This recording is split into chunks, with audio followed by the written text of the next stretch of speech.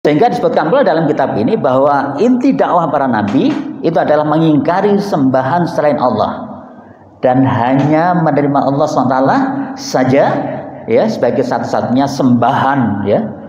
Artinya penolakan terhadap segala sesuatu yang bukan dari Allah.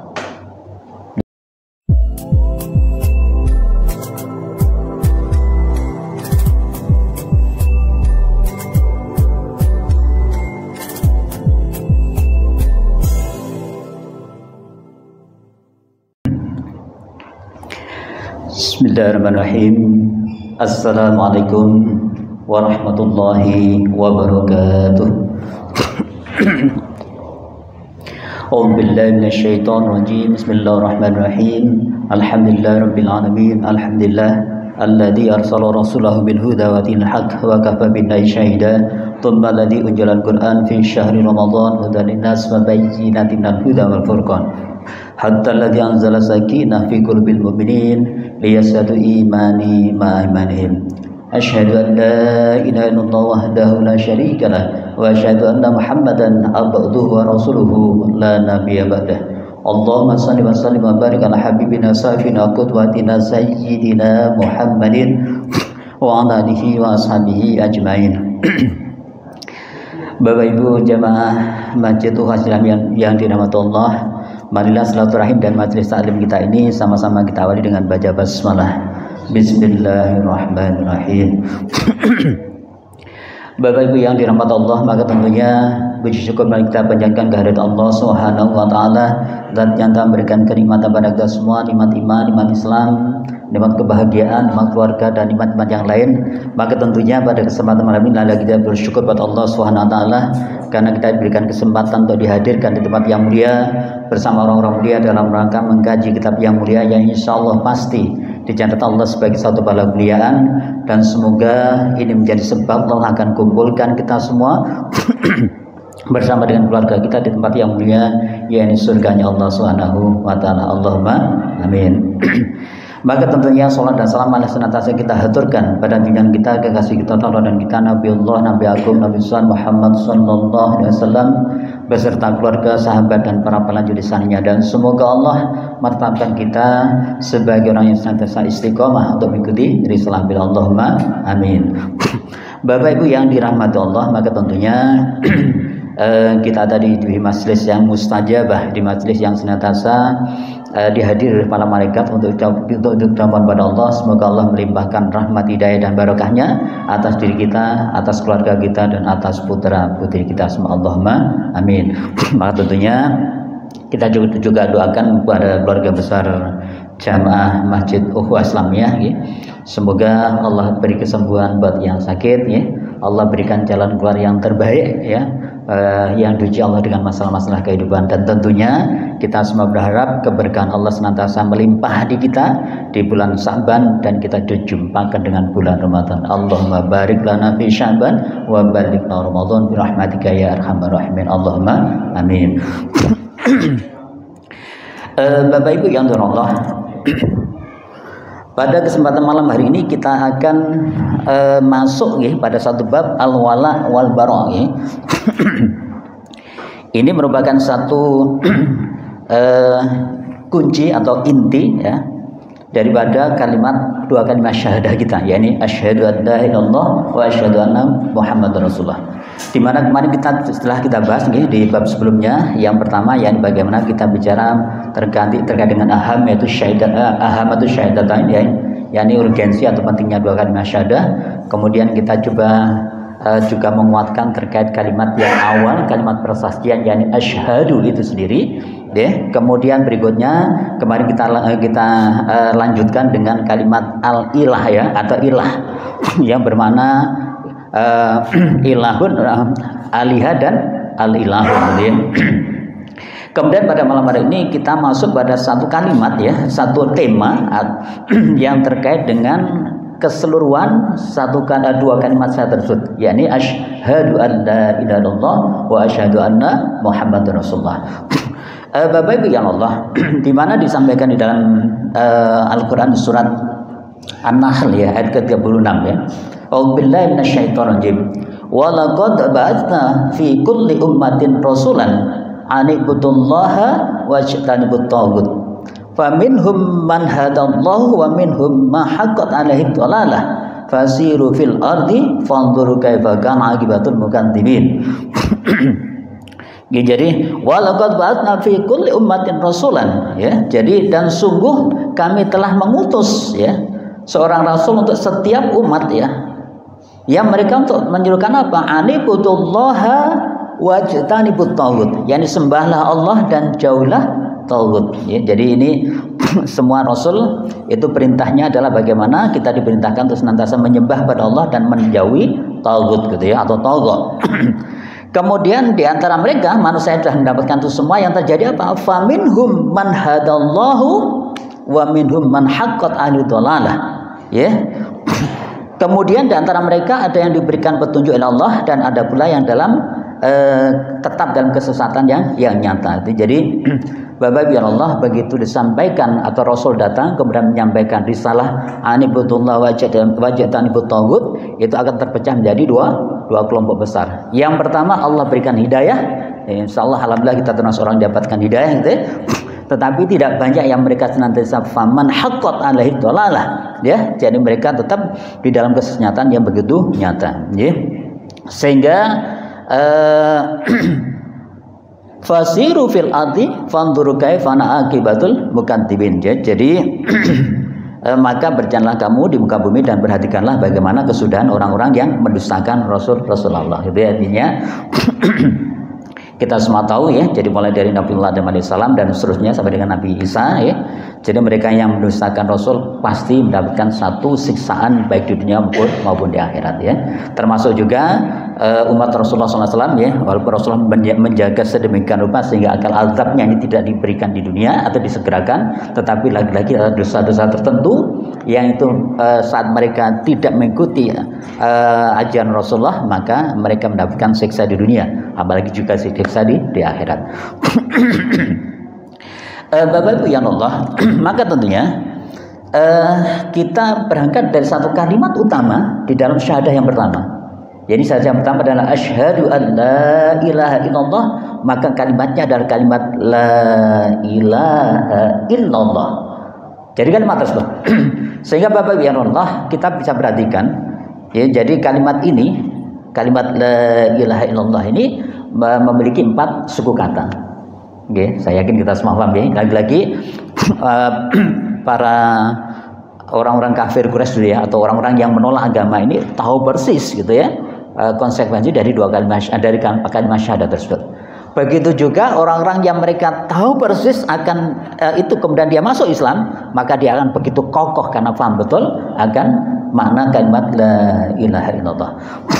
Bapak Ibu yang Allah, maka tentunya kalau kita perhatikan di sini, ya, kalimat yang pertama adalah kalimat la, gitu ya, yang kita sebut dengan istilah kalimat nafjun, yakni penolakan. Kemudian nanti yang kedua ilaha, yakni al-manfiyun, ya, yang ditolak, gitu ya. Kemudian ada juga penisbatan, kalimat illah, ya, pengecualian atau penisbatan, ya. Allah, yang artinya Allah adalah kalimat yang dinisbatkan, yang dikecualikan, ya. Bapak Ibu yang Allah, maka tentunya ini penting sekali bagi kita semua untuk mencoba memahami itu dengan sebenarnya, gitu ya. Baik, kalimat la, gitu ya. Di sini diberikan satu penjelasan, ya. Kalimat la yang itu merupakan satu penolakan atau tiada, ya. Itu dimana dengan satu penolakan yang mengandung pengertian menolak semua unsur yang ada di belakang kata tersebut. Sama lagi, jadi kalimat la di sini dalam kalimat la ilaha illallah adalah satu penolakan yang mengandung pengertian menolak semua hal atau semua unsur, ya, yang ada di belakang kata tersebut, yakni kata ilah. Ini penting sekali, ya, sehingga kemarin telah kita bahas makna ilah itu sendiri, ya. Yang pertama ya makna ilah di mana dengan aliha, yakni yang menentramkan, gitu ya.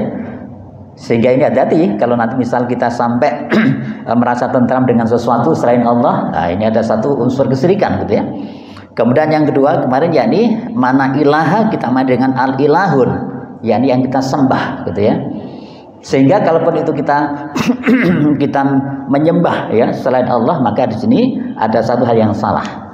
Ya, lagi-lagi kalimat la adalah sebuah indikasi atau penolakan terhadap hal apapun yang ada di dalam kalimat atau kata berikutnya. Sehingga disebutkan pula dalam kitab ini bahwa inti dakwah para nabi itu adalah mengingkari sembahan selain Allah dan hanya menerima Allah SWT saja ya sebagai satu-satunya sembahan ya. Artinya penolakan terhadap segala sesuatu yang bukan dari Allah. Ya, ini yang utamanya yang harus kita perhatikan. Sebagaimana tadi kita bacakan ya, jadi para rasul ya senantiasa mereka walaqad ba'atsna fi kulli ummatin rasulan ya anibudullaha wajtanibut taghut ya. Jadi sungguhnya setiap masa Allah mengutus para rasul untuk menyampaikan sembahlah Allah dan jauhi atau hilangkan taghut gitu ya. Bapak Ibu yang Allah, maka tentunya yang kedua ya, kalimat yang kedua adalah kalimat ilaha ya. Kalimat ilaha ini adalah kalimat yang kemarin lagi-lagi kita manai dengan dua, aliha dan al-ilah ya. Saya berharap kemarin sudah kita bahas dengan sempurna ya. Karena aliha yang kita merasa tenang di dalamnya, hati kita senantiasa ingin dekat dengannya dan seluruhnya gitu ya. Kemudian al-ilahun yang kita sembah juga seperti itu, ya kita menggantungkan sepenuhnya pada dia gitu ya, dan seterusnya. Kemarin kita bahas. Maka tentunya di sini al-ilaha adalah sebuah kalimat yang harus kita nisbat, harus kita tolak gitu ya. Jadi mereka al-manfiyun gitu ya. Jadi lagi-lagi disebutkan di sini bahwa aliha adalah sembahan ya, satu kata yang ditolak oleh kalimat la tadi, yaitu segala bentuk sembahan yang batil ya. Sehingga dua kalimat ini ya, kalimat la ilaha ini itu merupakan satu al-bara gitu ya, ini sebuah pengingkaran. Jadi dari Bapak Allah ini penting sekali kita coba cermati ya, sebagaimana Allah ingatkan kita di dalam surat An-Nisa ya, surat ke-48 ayat 48 ya.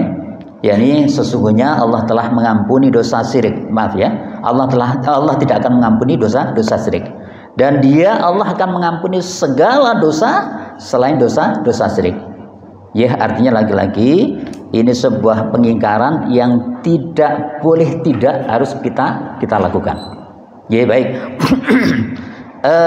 Begitu juga di dalam surat An-Nisa ayat 116 misalnya ya, sesungguhnya Allah telah mengampuni dosa, Allah tidak mengampuni dosa mempersekutukan selain dengan Dia, dan Allah akan mengampuni dosa selain dari syirik itu bagi siapa yang dikehendaki.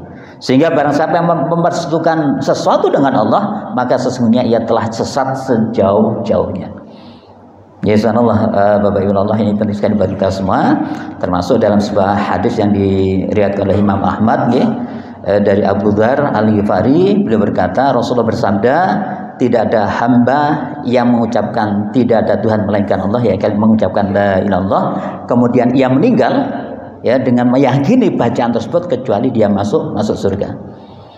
Kemudian Abu Dzar berkata, saya berkata, walaupun dia berzina dan mencuri, misal. Nabi menjawab, walaupun dia berzina dan mencuri. Ya, artinya kalimat-kalimat la ilaha illallah ini nanti adalah menjadi sebab Allah akan masukkan hamba masuk surganya Allah, walaupun dia berzina maupun mencuri. Artinya ini ya, dosa zina dan mencuri ini diselesaikan dulu gitu ya, berarti dicalupkan ke neraka dulu baru nanti masukkan ke surga Allah. Artinya untuk bisa masuk surganya Allah, syarat satu-satunya tiada lain yakni kalimat la ilaha illallah. Gini ya, ini menjadi penguatan bagi kita semua, bahwasanya kalimat tersebutlah yang menjadikan sebab Allah akan berikan rahmatnya pada kita ya, kemudian kita bisa mendapatkan surganya Allah Subhanahu wa taala.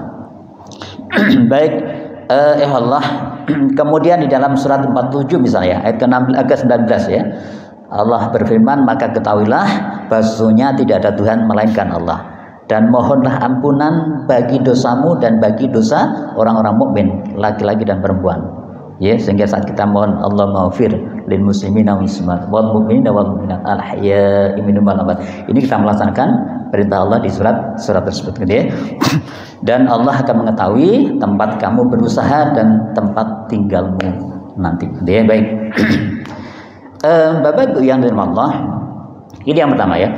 Sehingga apa yang kita lakukan dengan kalimat la ilaha ini, yakni munculnya al-bara, yakni kita mengingkari terhadap seluruh ilah tersebut. Caranya gimana? Ada 4 hal. Cara pengingkaran kita itu disebutkan dalam kitab. Yang pertama adalah al-kufru, yakni kita mengingkarinya, kita menutup diri dari segala bentuk ilah. Kita menutup diri dari segala bentuk yang menenteramkan diri kita, gitu ya. Itu yang pertama. Kemudian yang kedua al-adawah, yakni kita memusuhi dia. Jadi segala yang bermakna ilah tadi, yang menenteramkan, kemudian yang kita sembah, gitu ya, yang kita ingin senantiasa dekat dengan dia, yang kita ingin senantiasa mencintai dan dicintai oleh dia, gitu ya, maka itu semua kita musuh, al-adawah. Kemudian sikap yang ketiga, yakni al-mufasalah, yakni kita memisahkan diri dari hal tersebut. Bapak Ibu Allah, ini penting sekali ya, sikap-sikap yang terus kita kuatkan sehingga agar nanti kita bisa memurnikan kalimat berikutnya. Kemudian yang keempat adalah al-bughdhu, yakni kita membencinya. Jadi bentuk al-bara kita, ya, bentuk penolakan kita terhadap kalimat ilah tadi dengan 4 sikap. Yakni kita mengingkari, kemudian memusuhinya, memisahkan diri, sekaligus membencinya. Maka itulah yang kita sebut dengan al-hadam. Jadi kita menghancurkan atau merobohkan ilah-ilah tersebut. Oke, baik. Berikutnya Bapak Ibu yang dirahmati Allah, kalimat yang ketiga. Yang pertama tadi la ilaha, kemudian illah yang ketiga. Apa itu kalimat illah? Yakni sebuah pengecualian, sebuah isbat, sebuah peneguhan atau ya. Jadi pengecualian atau peneguhan, ya. Dari kalimat ini disebutkan dalam kitab ini bahwasanya kata pengecualian yang berarti meneguhkan dan menguatkan kata di belakangnya. Sebagai apa? Sebagai satu-satunya yang tidak ditolak. Artinya setelah ditolak segala hal tadi, gitu ya, maka kita hanya menerima satu-satunya kata yang ada di huruf yang keempat. Itu kata illah tadi. Kemudian sebutkan pula sini bahwa peneguhan bahwa Allah sebagai satu-satunya ilah yang disembah sangat diperlukan untuk mengabdi dan beribadah pada Allah Subhanahu wa taala. Jadi ini jelas sekali Bapak Ibu Allah ya. Jadi kalau kita perhatikan di kalimat kemarin ya. Jadi kalau kalimat alihat yang menenteramkan, kemudian kita merasa tentram kepadanya ya, sakana ilahi, kemudian kita juga merasa terlindungi olehnya, istajaro ilahi bihi, gitu ya. Kemudian kita juga merasa rindu kepadanya ya, istaqo ilahi misalnya, dan bahkan kita juga senantiasa cinta dan cenderung padanya. Itu adalah makna alihah kemarin. Maka tentunya tidak ada yang kita jadikan tentram kepadanya illallah, kecuali Allah. Tidak ada yang kita merasa terlindungi illallah, kecuali Allah. Dan tidak ada yang bisa kita rindukan senantiasa kecuali Allah. Bapak Ibu yang Allah, maka tentunya ini semua ya kalimat illah tadi ya, sebagaimana Allah firmankan dalam surat ke-7 ya. Ini banyak ayatnya ya. Jadi sungguhnya kami telah mengutus Nuh ya kepada kaumnya, lalu ia berkata, wahai kaumku, sembahlah Allah. Sekali tidak ada Tuhan bagimu selain Allah. Sesungguhnya kamu telah menyembah Allah. Sesungguhnya kalau kamu tidak menyembah Allah mah, gitu ya, aku takut kamu akan ditimpa azab di hari yang besar, yang hari kiamat.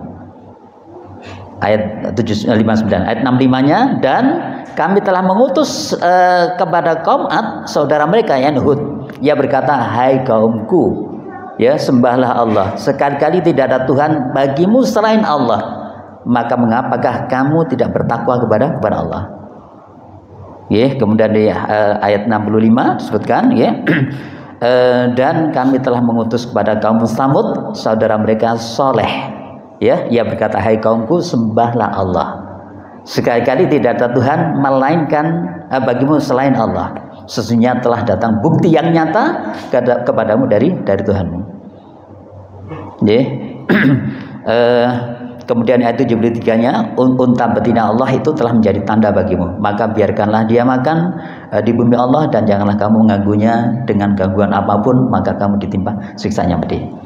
Artinya Bapak Ibu Allah, ini jelas sekali di beberapa ayat ini ya, betapa Nuh itu memerintahkan untuk menyembah Allah ya, tidak mensekutukan. Kemudian Hud juga nganten ya, Nabi Hud juga menyampaikan pada kaumnya untuk menyembah Allah dan tidak mensekutukannya.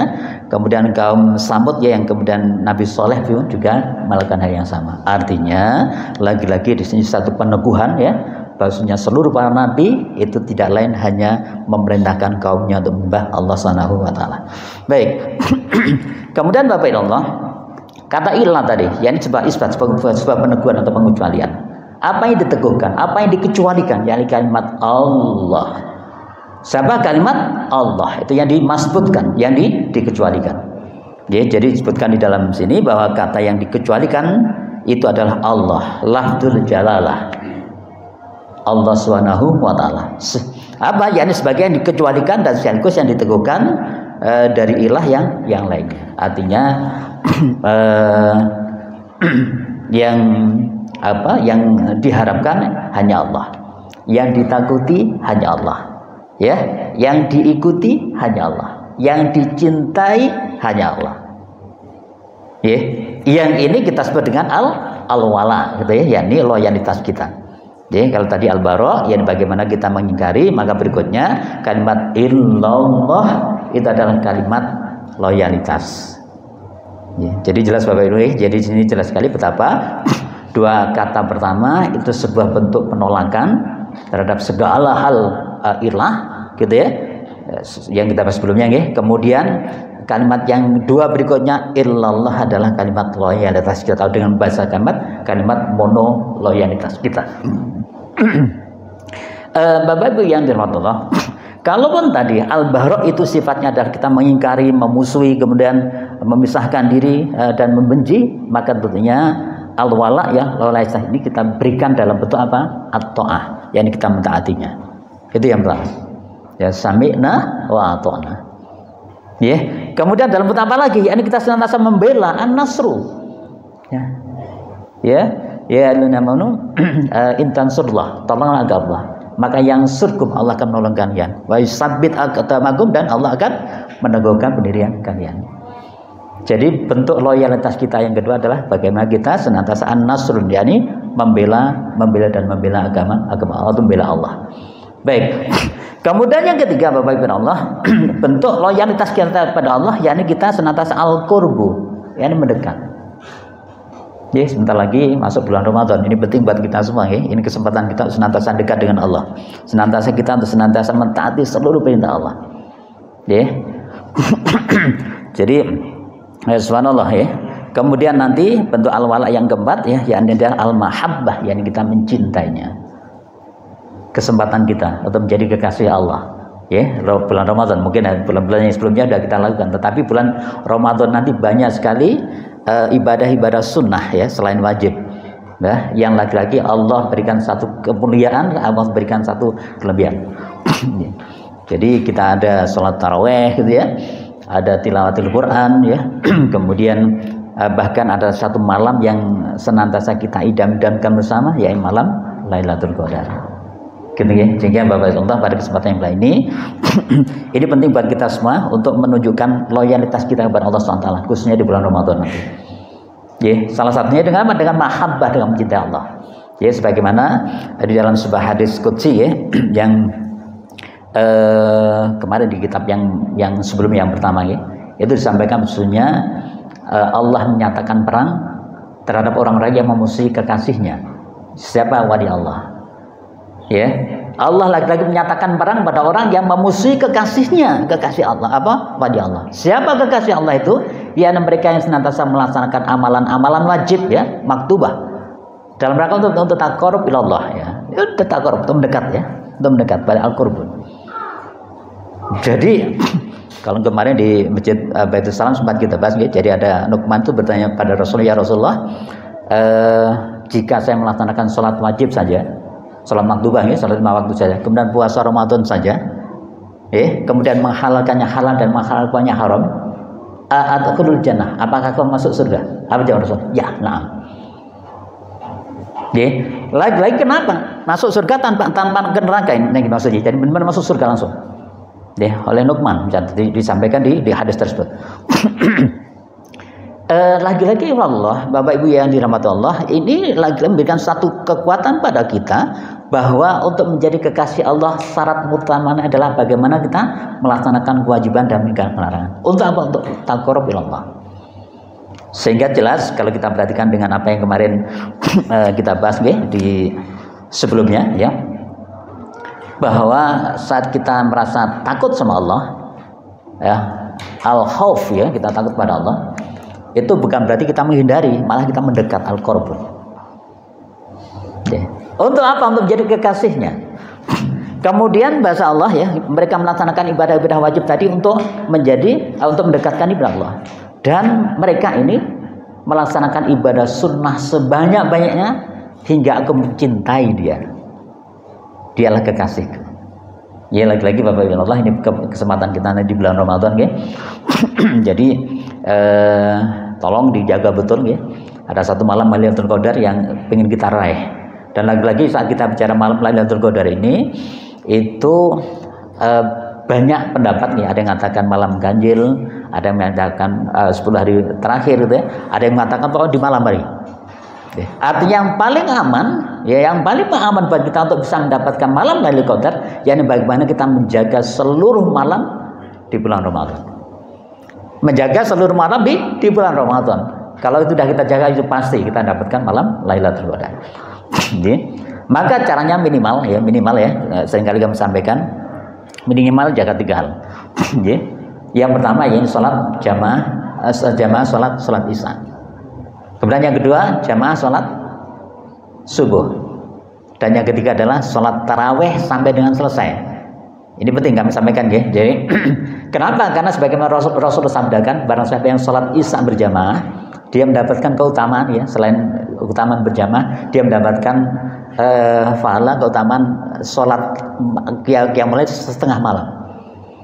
Kemudian barang siapa yang melaksanakan sholat subuh berjamaah, maka dia mendapatkan satu keutamaan seperti sholat malam semalam suntuk. Dan ini yang terakhir adalah ini kesepakatan ahli fikih. Ya, barang siapa yang sholat tarawih berjamaah sampai dengan selesai. Dan saya ini penting ya, sampai dengan selesai. Artinya saat imam ini 11 ya ikuti sampai selesai. Di 23 ya ikuti sampai selesai. Maka dia mendapatkan fadilah sholat malam, sholat qiyamul semalam suntuk. Jadi jangan ikut-ikutan ya. Ini cara kan lagi musim ya. Mencari ada sholat yang 23 rakaat ya. Kan sholatnya cepat ini ya. Cepat banget gitu ya. Tetapi mereka ngambil cuman 8 gitu ya. 4 salam ya. Oke, itu tidak salah, tetapi tidak mendapatkan fadilah yang seolah-olah dia sholat semalam penuh. Rugi kan? Ya. Kalau memang lihatnya 11 sudah cari aja masjid yang 11, ikut sana gitu ya. Jangan cari, karena sekarang lagi musim ya. Karena nyari yang 11 lama gitu kan, karena bacanya panjang-panjang gitu ya. Nyari aja 23 yang cepet, tapi ambil 4 terus keluar.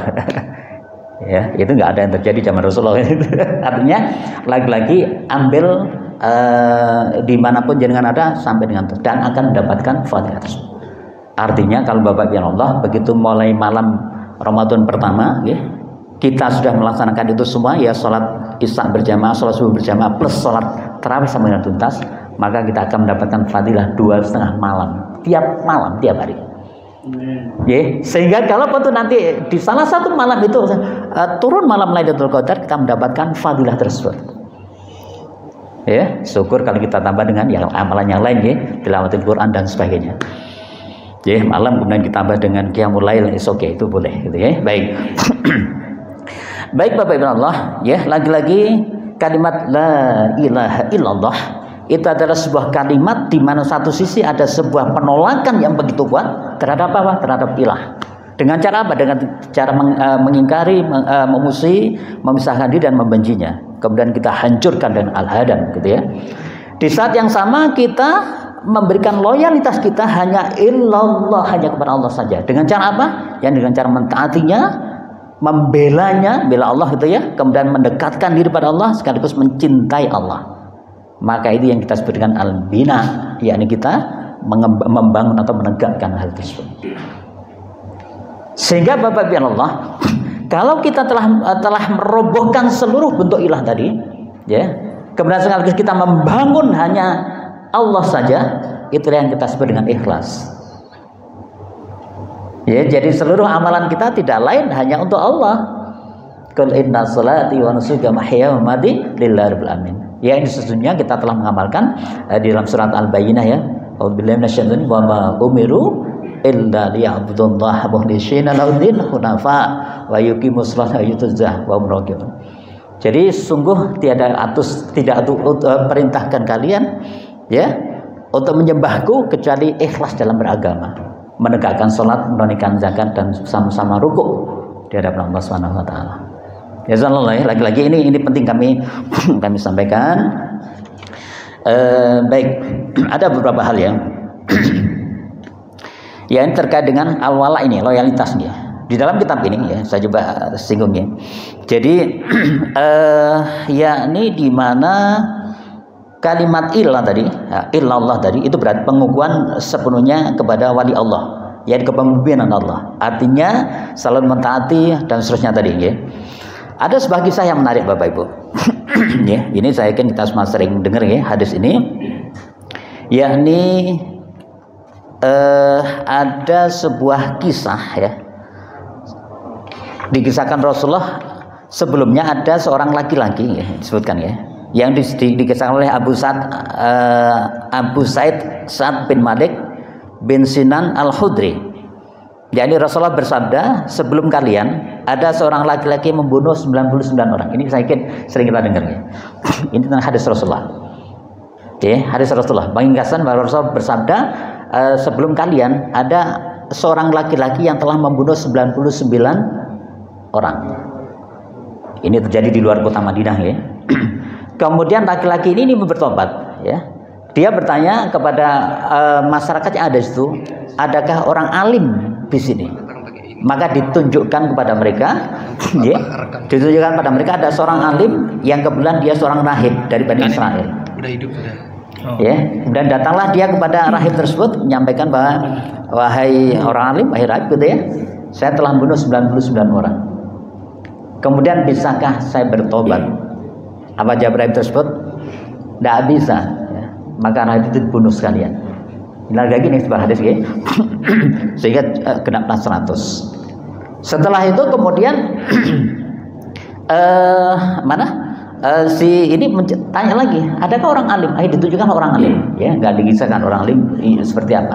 Akhirnya orang alim tanya, disampaikan, saya telah membunuh 100 orang. Bisakah saya bertobat? Dijawab bisa. Tapi dengan catatan kamu harus pergi pada satu wilayah yang dimaksud dari kota Madinah. Ya, yang dimaksud dari kota Madinah. Di mana di kota Madinah itu, ya, ada satu tempat ya, yang mereka menyembah hanya pada Allah saja, la ilaha illallah. Gitu ya.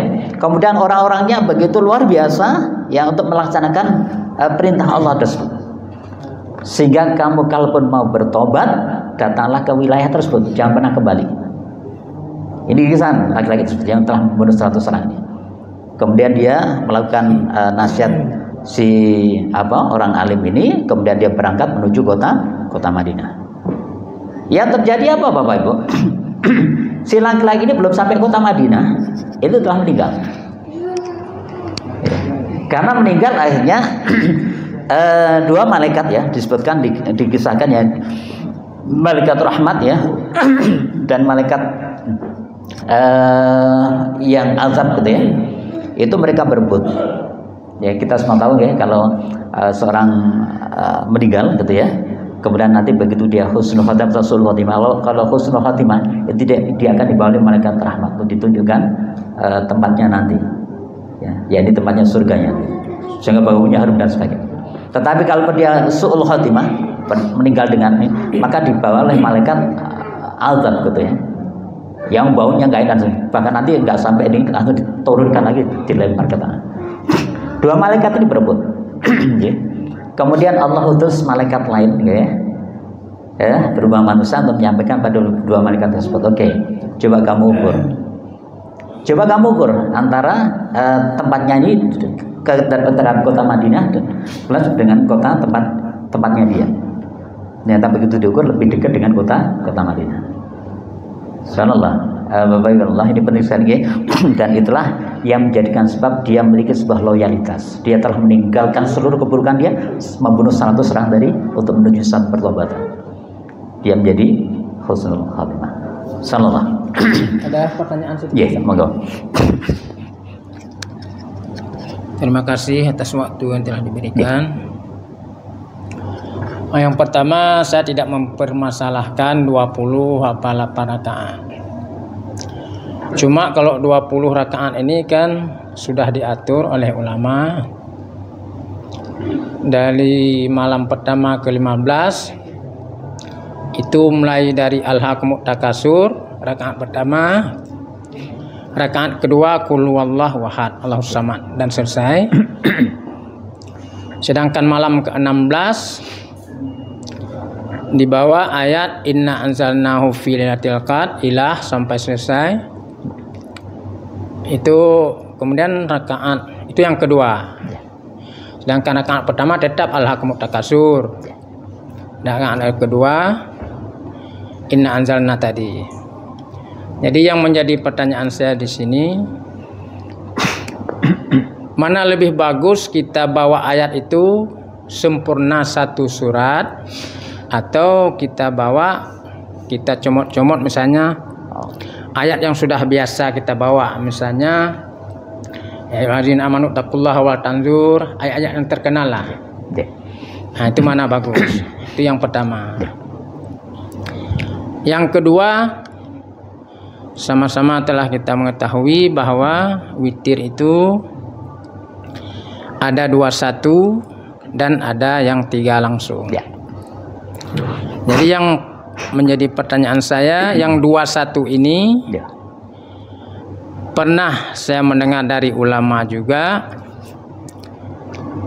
niatnya yaitu yang 2 rakaat itu usalli sunatal muqaddimatal witri, rakaat ini makmuman atau adaan.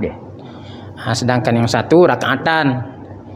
Nah, jadi yang 21 ini bagaimana niatnya yang sebenarnya?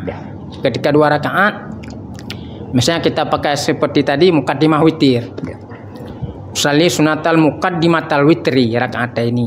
Nah, terima kasih. Mohon penjelasan Ustaz. Baik. Jadi Bapak Ibu Allah, ya lagi-lagi yang perlu kami tekankan di awal, tolong pertama ini nggak perlu diperdebatkan ya jumlah ya. Biarkan mereka yang memilih 23 monggo, yang 11 monggo gitu ya. Sama-sama ada hujahnya ya. Kita berdebat lama. Kemudian yang kedua, ya jadi pertanyaan tadi terkait dengan bacaan. Oke, jadi kalaupun bacaan mulai Alhaakumut Takasur sama dengan Tabbat Yadah ya, jadi 10 surat ini gitu ya. Itu sebenarnya adalah sebuah ijtihad para ulama, guru-guru kita, bukan para sahabat. Oke, ini harus kita pahami. Kenapa? Karena beliau tahu persis betapa kondisi umat ya, atau para muridnya atau para umatnya di Indonesia atau para ini itu ya, yakni mereka bahwa punya keterbatasan kemampuan untuk melaksanakan itu semua. Tetapi di zaman sahabat enggak. Ya, itu pertama, ya. Artinya silahkan walaupun misal 20 ya, selain yang witir tadi itu monggo surat apapun boleh. Oke. Kemudian apakah lebih afdol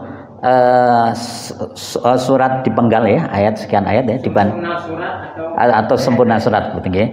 Jadi Bapak Ibu Allah, kita kembali kepada hukum pada perintah asalnya. Dalam sholat itu wajib kita membaca surat Al-Fatihah ya dengan beberapa ini ya. Kemudian plus beberapa ayat di Al-Quran. Ayat Al-Quran itu bisa berupa satu surat lengkap gitu ya. Artinya yang pendek-pendek atau yang setengah panjang misalnya gitu ya. Atau dipotong-potong tadi. Hukum dasarnya ada seperti tadi. Oke, baik. Kemudian mana yang lebih afdol? Ya, kalau dari hukum dasarnya yang sama, tapi lagi-lagi saat kita bicara konsepsi, karena kita harapannya nanti begitu kita baca kan paham maknanya ya. Maka tentunya pada saat kita memahami satu ayat yang sempurna, itu berarti kita memiliki satu keutuhan makna. Itu lebih afdol. So ngaten nggih, ini yang sehingga monggo lebih afdalnya ambil aja yang seperti itu. Nggih. Kemudian yang kedua tadi terkait witir nggih. Betul nggih. Jadi witir sebenarnya kalau kita perhatikan kita berangkat dulu pada hujah yang pertama. Tidak ada satupun witir yang dipisah ya. Witir itu dari ganjil. Selain penutup juga makna ganjil. 1, 3, 5 sampai dengan 11 ya. Kemudian ini pernah dibahas sama Gus Pak. Jadi afdaliyahnya adalah langsung 3. Walaupun misal 23, 20 dan yang terakhir 3 langsung 3. Oke, itu kalau kita langsung merujuk pada Rasulullah gitu ya. Kemudian sedangkan ada beberapa yang hanya dipisah gitu ya, 2 dan 1. Oke, yang saya pahami yang 2 ini dimaknai dengan minal witri ya, usalli salatan minal witri, bukan ada muqaddimah, minal witri gitu ya. Jadi meniatkan bahwa 2 misal bukan 3 misal 5 misalnya 2 ini adalah minal witri, bagian daripada witir yang nanti ditutup dengan rakaatul witri. Itu niatnya. Ngerti ya? Tapi begitu dibahas ternyata para ulama kita punya hujah pula untuk menjadikan 2 dan 1. Monggo, is okay itu boleh. Tapi yang harus kita pahami kalau itu menjadi bagian witir harus diniatkan untuk witir minal witri. Cuman sempat dibahas dalam beberapa fikih ini juga rancu ya. Maka sebaiknya kalau dimungkinkan itu sebaiknya walaupun 23 ambil 3 langsung. Ngaten nggih? Oh ngaten. Dah ya. Berarti ada 3 Iya. Usalli sunatan minal witri. Minal witri betul. Usalli sunatan Muqaddimah witri. Monggo. Nggih. Ya. Nggih, jadi nanti katanya dengan itu mengamalkan hadis Rasulullah yang diriwayatkan oleh Umar bin Khattab ya Amirul Mukminin ya apa? Innamal a'malu binniyat wa innamal likulli imri'in ma nawa. Jadi sesungguhnya innamal a'malu, setiap amal itu harus dengan niat ya. Wa innamal likulli imri'in, dan setiap hal permasalahan itu kita dapatkan sesuai dengan apa yang kita niatkan. Sehingga saat kita niatkan itu sebagai bagian witir, ya sudah, insya Allah akan terima sebagai bagian witir. Baik, Bapak Ibu Allah, lagi-lagi ya, jadi kalimat la ilaha illallah itulah yang menjadikan kita memiliki satu keikhlasan yang luar biasa tadi. Maka pertanyaan berikutnya, pertanyaan berikutnya, bagaimana kita bisa melaksanakan itu semua? Maka kita jadikan Rasulullah SAW, yakni kalimat yang kedua, yakni asyhadu anna Muhammadur Rasulullah, itu sebagai cara kita untuk melaksanakan itu. Termasuk nanti Sewu, witir tadi, tarawih tadi kita. Itu bentuk bagaimana kita mengamalkan kalimat la ilaha illallah dengan cara apa? Mengamalkan syahadah yang kedua, yakni asyhadu anna Muhammadur Rasulullah. Ada 3 ciri. Yang penting ya, untuk bisa menguatkan ibadah-ibadah kita semua termasuk Ramadan nanti. Ciri yang pertama apa? Yakni menjadikan Allah sebagai master, sebagai sumber dari segala sumber. Jadi jangan lah salat 11, 23 atau dan sebagainya tadi itu semua harus menjadikan Allah sebagai sumber, sebagai loya, sebagai tujuannya. Min ana ila ya, jadi menjadikan kita dari Allah bersama dengan Allah dan menuju pada Allah. Itu yang pertama. ini harus tidak bisa kita idahkan. Yang kedua, ya dijadikan Rasulullah sebagai kaifiyah. Ya, salat kita semua harus menjadikan Rasulullah role model kita, kaifiyatnya. Sehingga pastikan kalau penjenengan mau mengikuti salat yang mana, pastikan ada hujahnya. Kalau sudah ya sudah selesai. Ya, kita nggak perlu berdebatkan karena nanti kita jumpai di ayat ke-25 ya, itu Allah ingatkan pada kita semua bahwa orang-orang beriman itu saat dia sudah mengimani Allah kemudian melaksanakan 2 kalimat syahadah ini, mereka akan terjadi satu perbedaan dalam amaliyah. Itu diingatkan Allah. Sehingga yang disikapkan oleh kita apa? Lana a'maluna walakum amalukum. Jadi apa yang bagiku dalam amalku, bagimu dalammu. Tapi ada catatan. Ya, kenapa? Pertama tadi orang-orang beriman, yang kedua dia punya hujjah. Gitu ya. Sehingga jelas kalau kita perhatikan dalam surat Yusuf ya, ayat 108 ya. Allah ingatkan dengan satu kalimat, kul hadi sabili ad'u ilallah. Katakanlah inilah jalanku, ad'u ilallah. Ini perlu kalian sampaikan hanya kepada Allah. Ya, sehingga dimaknai dalam sebuah tafsir itu bukan ila ana atau ila nahnu, bukan pada perorangan atau kelompok. Makanya saya sering kami sampaikan, bukan karena NU, bukan karena Muhammadiyah, ya 23 atau 11 tadi, karena Allah. Jangan langsung diketomi, kalau 23 mesti NU, 11 Muhammadiyah, enggak, salah itu. Ya, lagi-lagi terus illallah. Syarat kedua ternyata ala basyirah, di atas hujjah, di atas ilmu. Ini yang tidak boleh tidak. Ya, kemudian ana wa manitabain, ya, itu ada amal jama'i. Ya. Subhanallah wa ma'ana minal musyrikin. Ya, baik ya. Kemudian yang berikutnya yakni kita jadikan orang mukmin sebagai tamfi dan sebagai pelaksanakan. Maka ini yang kita sebut dengan ittiba. Dan kalaupun kita lakukan ini seperti dalam surat Al-Maidah ayat ke 55 ya, innama waliyukum wa rasuluhu walladzina amanu alladzina yuqimuna salata wa hum raki'un. Sesungguhnya orang-orang seperti ini menjadikan Allah sebagai loyalitasnya. Allah, Rasul dan orang-orang beriman. Siapa orang-orang beriman? Orang yang menegakkan salat, menunaikan zakat dan bersama-sama ruku. Nun sewu ayat 56-nya wa may ya'tallahu wa rasulul ladzina amanu, dan barang siapa yang loyalitasnya hanya pada Allah, Rasul dan orang beriman, fa inna hizbullah, mereka adalah tentara Allah. Mereka adalah tentara Allah. Artinya setelah itu berarti hizbus syaitan. Humul ghalibun. Mereka itulah mendapatkan satu kemenangan. Semoga kita termasuk bagian daripada tentara. Allahumma amin. A'udzubillahi minasyaitonir rajim. Bismillahirrahmanirrahim.